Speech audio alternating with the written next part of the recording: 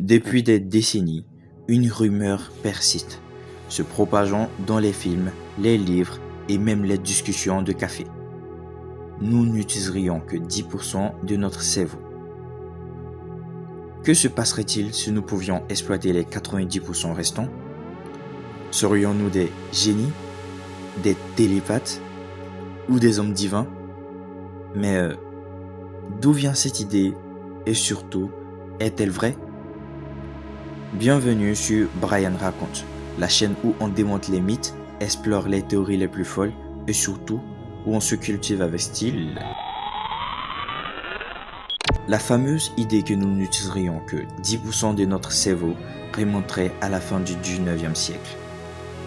Certains l'attribuent à William James, un psychologue américain qui aurait dit quelque chose du genre.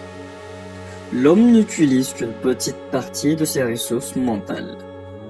Et bim, cette phrase, sortie de son contexte, a été interprétée et reprise par la presse, puis par les auteurs de développement personnel, jusqu'à devenir une vérité absolue pour le grand public. Mais en réalité, William James n'a jamais parlé de 10%. C'est une simplification extrême, amplifiée avec le temps. Hollywood adore les idées spectaculaires. Tu veux rendre un personnage incroyablement intelligent? Tu veux qu'il devienne télékinésiste ou qu'il contrôle la matière par la pensée? Bah c'est simple. Dis qu'il utilise 100% de son cerveau et le tour est joué. Exemple de film. Lucy en 2014 avec Scarlett Johansson, elle devient quasi divine en débloquant tout son cerveau. Limitless en 2011. Un homme prend une pilule et devient ultra intelligent. Et enfin, Phenomenon, en 1996, avec John Travolta. Après une lumière mystérieuse, son cerveau évolue. C'est spectaculaire, c'est super vendeur, mais ce n'est pas scientifique. Les neurosciences, elles, sont claires. Grâce à l'IRM, les jeux et bien d'autres techniques, on sait que le cerveau est actif tout le temps, même pendant le sommeil. De nombreuses zones s'activent. Aucune région du cerveau n'est inutile. Oui, certaines zones sont plus spécialisées comme le cortex visuel, auditif, moteur. Mais même les zones dites en repos participent à des fonctions mentales complexes, comme l'introspection, la mémoire ou la gestion des émotions. Résultat, on utilise 100% de notre cerveau, mais pas tous en même temps. Franchement, cette théorie fait rêver. Elle donne de l'espoir. Et si j'avais un potentiel caché? Elle justifie nos faiblesses. C'est normal que je galère en maths, je n'utilise que 10% de mon cerveau. Elle inspire des livres, des formations, des gourous de la productivité. Mais au lieu de chercher à débloquer des parties imaginaires de notre cerveau, on ferait mieux d'apprendre à mieux utiliser ce qu'on a déjà. Ok, jouons un peu.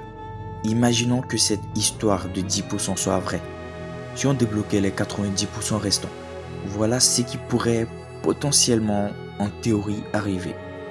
D'abord, on aura l'accès illimité à la mémoire, une capacité de recalculer mentalement des millions de données, une perception de l'invisible, l'ultrason, l'infrarouge et tout ça. La lecture instantanée du langage corporel et des intentions des gens. Le contrôle total de son corps, rythme cardiaque, douleur, guérison. On pourrait tout contrôler du coup. Peut-être on pourrait être potentiellement immortel. La télépathie, la télékinésie, pourquoi pas. Éviter le multitâche excessive. Entretenir des relations sociales saines. En bref, le cerveau est un muscle. Il a besoin d'entraînement, pas d'une clé magique. La légende des 10% est fausse. Elle est séduisante, elle est vendeuse, mais elle est dépassée. Et tu sais quoi? C'est tant mieux. Parce que la vérité, c'est qu'on n'a pas besoin d'un super pouvoir caché pour évoluer. Tout ce qu'il faut, c'est un peu de curiosité, de rigueur et de passion. Alors si tu veux vraiment booster ton cerveau, lire, crée, questionne, échoue, recommence. C'est ça, le vrai pouvoir mental.